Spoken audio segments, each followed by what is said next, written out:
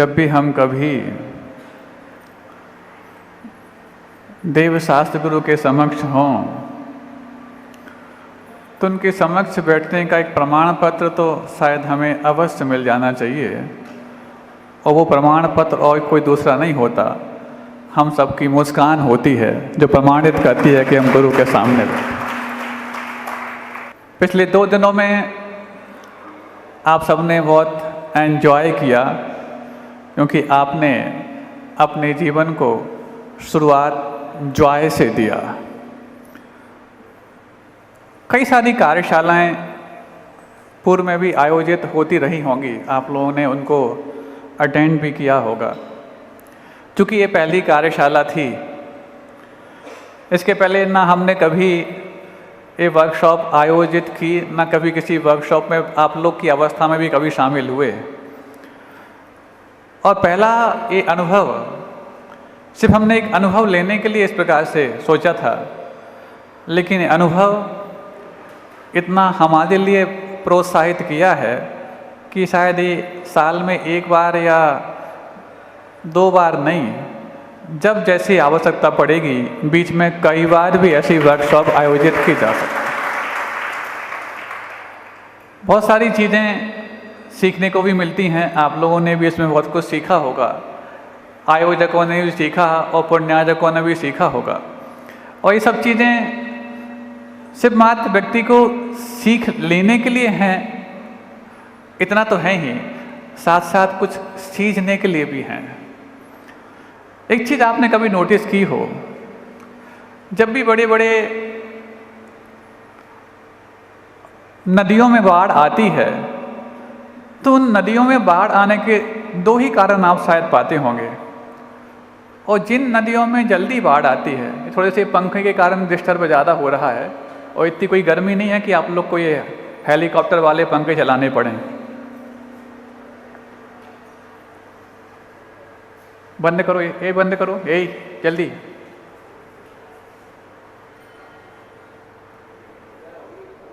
हाँ, कितनी शांति हो गई।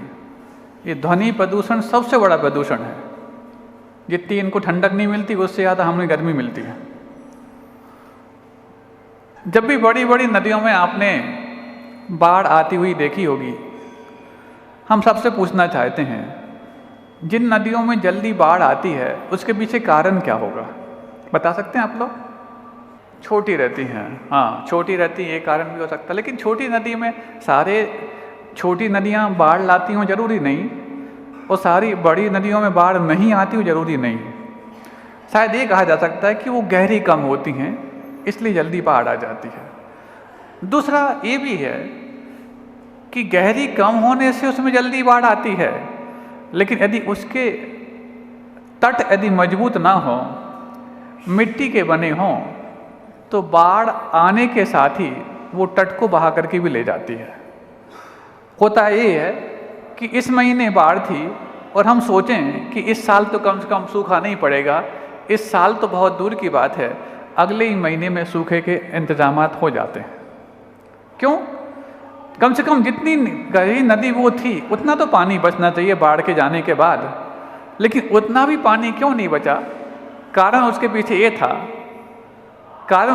ये था कि जैसे ही बाढ़ गई, बाढ़ अपने साथ साथ कुछ न कुछ बहा के गई तो कमजोर तटों को भी बहा ले गई।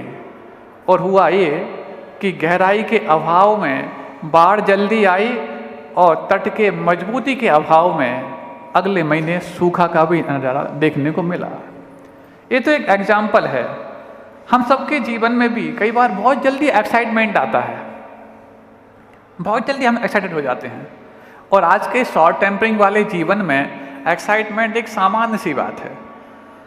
लेकिन एक्साइटमेंट आए तो लगता है कि शायद हम बहुत क्रिएटिव होंगे इसलिए एक्साइट होते हैं, लेकिन कुछ ही देर में जब हमारे लिए उदासीनता का साया या डिप्रेशन के हम सूखे के साथ जब जुड़ जाते हैं तो वहाँ पर एक ही चीज़ सामने आती है, जब हमारे जीवन में गंभीरता रूपी गहराई नहीं होती तो थोड़े से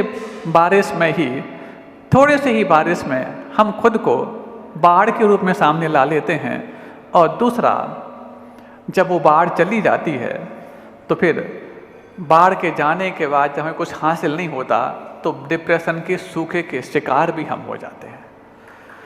अनुशासन रूपी तट यदि मजबूत नहीं है, अनुशासन रूपी तट यदि मजबूत नहीं है तो अगले ही महीने में सूखा या डिप्रेशन आ सकता है, और हमारे जीवन में गंभीरता रूपी गहराई नहीं है तो हमारी बहुत छोटी छोटी चीज़ों में एक्साइटमेंट की बाढ़ भी आ सकती है। चाहे वो बाढ़ हो, चाहे वो सूखा हो, नदी अपनी यात्रा उस लक्ष्य तक नहीं कर सकती जिस लक्ष्य के लिए उसने अपनी शुरुआत दी है। ये नीचे संभाल के आओ, कौन क्या? ये होता है, व्यक्ति थोता चना बाजे घना वाली बात। जिसके पास कुवत कम होती है वो आवाज़ ज़्यादा करता है, और जिसके पास कुवत ज़्यादा होती है वो कम आवाज़ में भी ज़्यादा वजनदार और ज़्यादा वजन न करता है।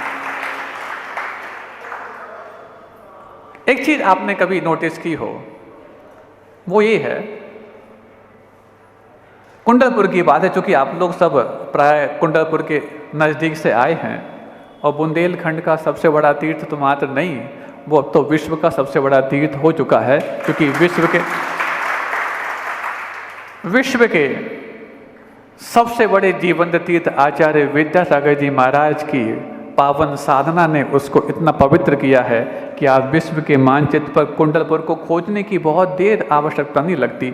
आप सिर्फ क्लिक करो, आपको तुरंत कुंडलपुर के बड़े बाबा अपने मोबाइल पर भी नज़र आते होंगे, और मोबाइल पर आए या ना आए, सबसे बड़े तीर्थ और जीवन तीर्थ की बात आती है तो हमें लगता है वो दोनों ही तीर्थ आपको नज़र आते हैं जो इन दोनों तस्वीरों में आपको दिखाई दे रहे हैं, एक कुंडलपुर के बड़े बाबा और एक आचार्य गुरुवस्ती विद्यासागर जी महाराज। घटना है उस समय की जब 2005 में, चूँकि हो सकता है कि बच्चे 2005 के हों ही ना, उस समय पूज्य गुरुदेव का प्रवास गर्मी में कुंडलपुर में चल रहा था। हम गुरु जी के साथ ही थे, अभी भी हैं। तो अचानक 2 दिन में इतनी तेज बारिश हुई कि सारे के सारे जो तालाब आसपास पूरा माहौल बिल्कुल फुल हो गया। 4 महीने का ग्रीष्मावकाश था, और कुंडलपुर की गर्मी तो सबको मालूम है ही कि कितनी भीषण गर्मी पड़ती है कुंडलपुर में, जो कि चारों तरफ कुंडलाकार पहाड़ी है, और बीच में यदि कोई रह रहा हो तो ऐसा लगता है चूल्हा जलता है और बीच में किसी को भट्टी में रख दिया गया हो। 4 महीने गर्मी में, दीक्षा के बाद की ही बात है, 4 महीने गर्मी वहाँ रुके, और उसके बाद बिहार का सोच ही रहे थे, क्योंकि गर्मी तेज़ थी, जब तक एक आध बारिश ना हो तब तक कैसे बिहार हो। लेकिन बारिश ऐसी हुई कि 2-3 दिन में ही लगभग 24 इंच बारिश हो गई, और पूरे के पूरे आसपास के जितने भी खेत खलिहान थे सारे ओवरफ्लो हो चुके थे।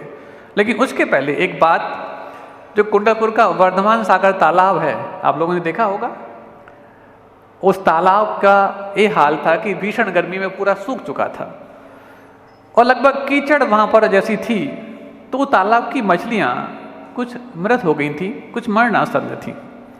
अब कुछ कर भी नहीं सकते, क्योंकि एक किसी जल स्रोत का कोई यदि जीव है, उसको किसी दूसरे जल स्रोत में डाल दो, सर्वाइव नहीं कर पाएगा। अब क्या कर सकते, त्रियंच अवस्था के ये कष्ट होते ही ऐसे हैं। लेकिन अचानक जब 3-4 दिन में बहुत तेज बारिश हुई तो पूरा वर्धमान सागर तालाब जो है वो ओवरफ्लो हो गया, चारों जगह पूरा पानी पानी। ऊपर यदि आप खड़े होकर देखें तो इस समुद्र का नज़ारा नजर आता था, पूरे गांव बिल्कुल पैक हो चुके थे, उसके प्रत्यक्ष गवाह हम हैं। 3-4 दिन जब बाद बारिश जब रुक गई, दोपहर का समय था, लगभग 4 बजे होंगे, हम कुछ महाराजों ने सोचा कि 3-4 दिन से ऊपर बड़े बाबा के दर्शन करने नहीं जा पा रहे, इतनी तेज बारिश थी, नीचे की जनालयों के दर्शन ही मात्र कर पाते थे। और जहाँ पर वो मानस स्तंभ है ना नीचे, कभी आपने देखा होगा, वहाँ मानस स्तंभ के आसपास जो चौके लगते हैं, फिर वहाँ पर भी इतना घुटनों तक पानी था कि वहाँ चौके नहीं लग पा रहे थे।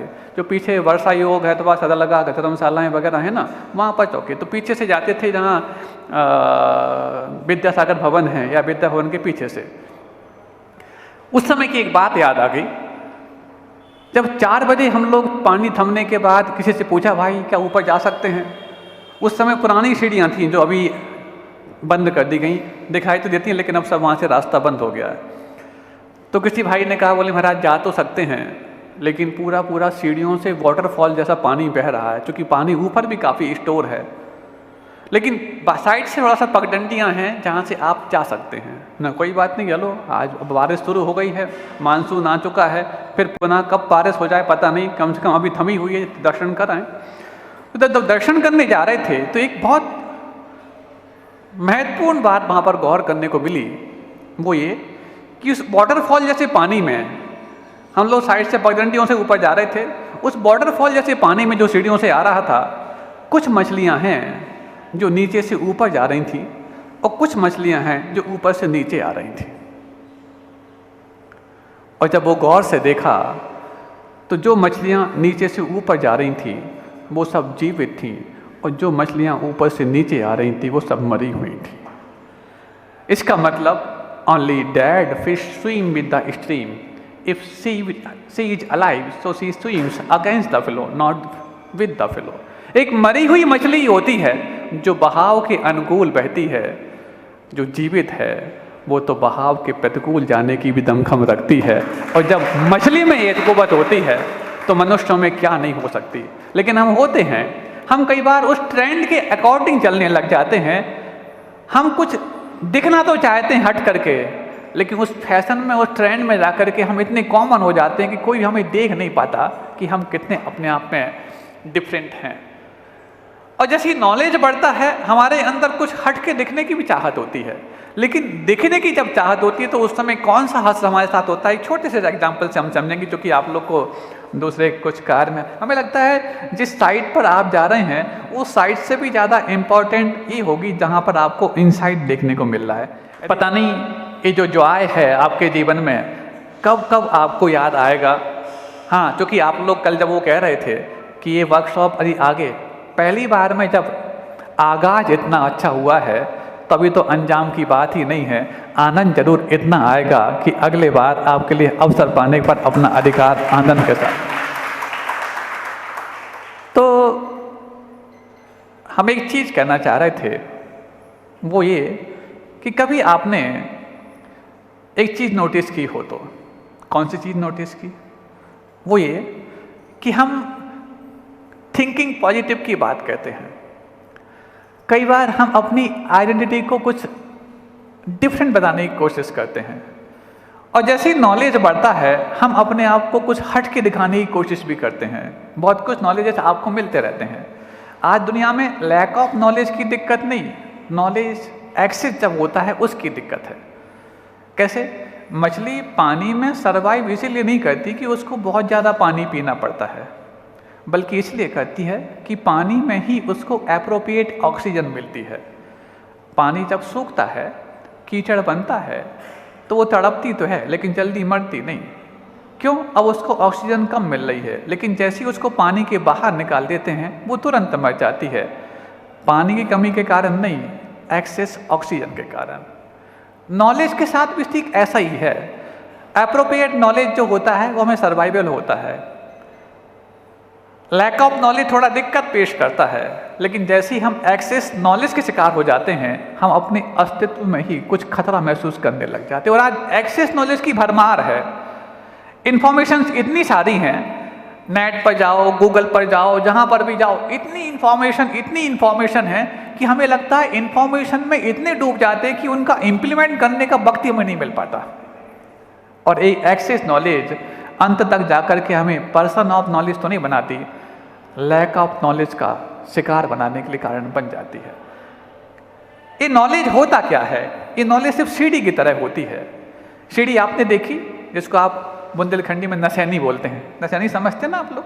हाँ, लैडर्स जिसको बोलते हैं। अब किसी के पास सीढ़ी है, वो दिखाना चाहता कि मेरे पास सीढ़ी है। नॉलेज जस्ट लाइक एक सीढ़ी। अब वो सीढ़ी पे चढ़ना बंद करके और बाजार में अपने कंधे पर लेके घूमने लग जाए कि लोग मुझे देखें मेरे पास कितना नॉलेज है, तो क्या वो उसका नॉलेज को अपने कंधे पर लेके उठा के रखना आसानी पेश करेगा कि भार महसूस कराएगा? वो चढ़ना तो बंद कर ही दिया है, चलने में भी बहुत भारी महसूस करेगा। लेकिन यदि इसकी बजाय उस सीढ़ी पर चढ़ जाता है तो बहुत दूर से भी दिखाई देगा कि शायद इसके पास सीढ़ी होगी तब तो ये चढ़ा हुआ है। यदि नॉलेज की सीढ़ी आपके पास है तो आचरण का चढ़ना भी तुम्हारे जीवन में यदि प्रारंभ हो जाए तो आचरण में चढ़ा हुआ व्यक्ति कभी बाजार में निकलने की कोशिश नहीं करता, वो तो सिर्फ अपने आप को चढ़ा करके महसूस करता है संतुष्टि के रूप में और दूसरों को दिखाई देता है एक प्रस्तुति के रूप में। हमें लगता है ये जॉय और कुछ नहीं था, आपके लिए एक सिर्फ वो नॉलेज थी जो आपके लिए एक एक लैडर्स को चढ़ने के लिए कारण बनती थी। चाहे वो लैडर हो चाहे वो ग्लाइडर हो, जब ऊंचाई पर होता है तभी अच्छा लगता है, लेकिन जब ऊंचाई को छोड़ करके आम लोगों के बीच में अपने आप को दिखाने के लिए निकलता है तो उस गुमनाम होने में उसको देर नहीं, क्योंकि भीड़ में कब कब कैसे को गुम हो जाएगा पता नहीं लगेगा। बहुत अच्छी बात है कि आप सबके विश्वविद्यालय का नाम तो एकलव्य है, लेकिन एकलव्य वो था जिसको गुरु साक्षात भी नहीं मिले थे, लेकिन जिनको साक्षात गुरु मिले थे उनसे भी बढ़ के उसने काम करके दिखा दिया था।